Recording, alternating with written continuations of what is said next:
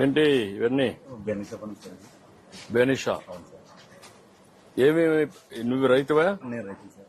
ఎన్ని ఎకరాలది భూమి? 3 ఎకరాలు. 3 ఎకరాలు 3 ఎకరాల్లో ఒక 3/4 ఎకరం ఇది నాటుకున్నా, ఉమ్, ఒక 1/2 దగ్గర అది నాటిన సపోటా, ఒక 1/2 దగ్గర జామ దగ్గర. ఉమ్, ఇవైతే సంవత్సరానికి వచ్చేసి ఒక 6-7 టన్నులు పండుతాయి. ఉమ్. జామ పండ్లు మామూలుగా సపోటా పండ్లు ఎంత అమ్మగలుగుతున్నావు దీన్ని? ఇది 80 రూపాయలు సార్.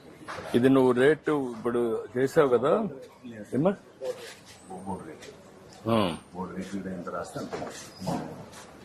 ఇప్పుడు నువ్వు ఎంత డిసైడ్ చేస్తున్నావు? 80 రూపాయలు 80 రూపాయలు డిసైడ్ చేస్తున్నావు. సారోళ్ళు రాస్తారు కేజీ 80 రూపాయలకి అమ్ముతున్నావు.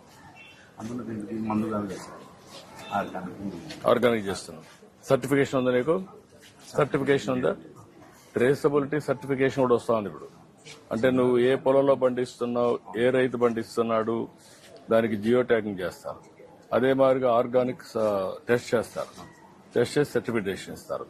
అవి రెండో వస్తే అప్పుడు ఏంటంటే ఇది ఆర్గానిక్, ఎరువుల మందు వేయలేదు, క్రిమి సంహారక మందులు లేవు, కాబట్టి మంచిది అనేది వస్తుంది. అప్పుడు ఇంకా రేట్ ఎక్కువ వస్తుంది.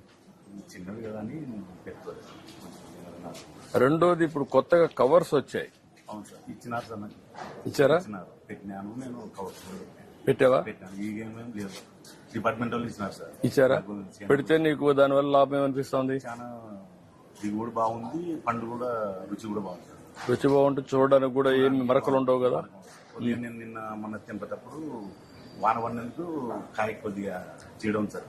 అప్పుడు ఆ కవర్ అయితే అప్పుడు వాన పడిన పెద్ద నష్టం ఉండదు. వేరే ఉంటుంది సార్. ఇంకా ఫ్రెష్ కవర్ ఉన్నందుకు మేలు ఉంది. రైతులు చాలా బాగుపడుతున్నారు.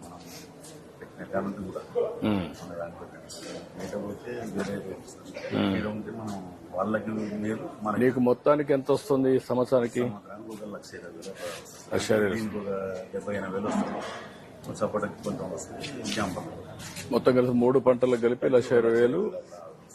ఓకే. పిల్లలు చదువులు అవన్నీ ఉంటాయి కదా. ఓకే అమ్మా, థ్యాంక్ యూ అమ్మా.